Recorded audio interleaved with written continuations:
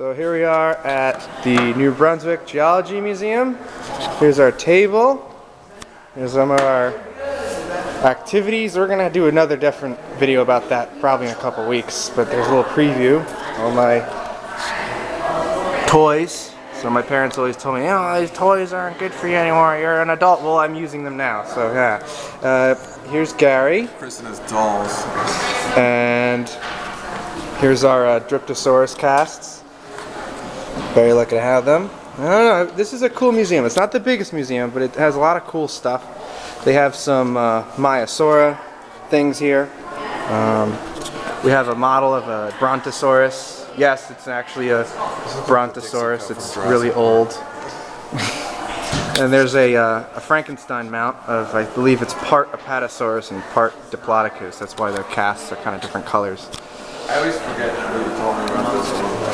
And over here, we've written about this before. These are the dinosaur tracks that were known to be from New Jersey. And these are from that dinosaur that's called Growlither, which isn't actually known from any real bones. It's only known from the tracks. But you can see there's some tracks there. There's some small ones, some big ones.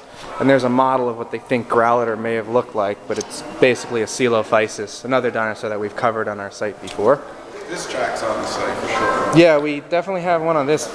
This track's pretty cool. It looks like it's from an ornithopod, like a hadrosaur or something, more than anything else. This is from the Cretaceous, but it's also from New Jersey.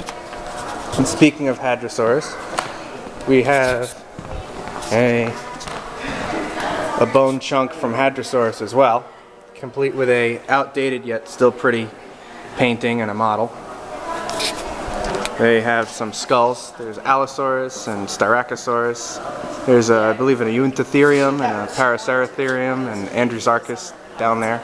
Still some mammals. And the biggest one in here is the mastodon skeleton, or as I like to call it, the nipple tooth, because that's what it means, nipple tooth. You just imagine finding this thing. It's like, oh, it's a giant prehistoric elephant. What are we going to call it? Let's call it nipple tooth. Great job. And that's what they called it. No one had any problem with that.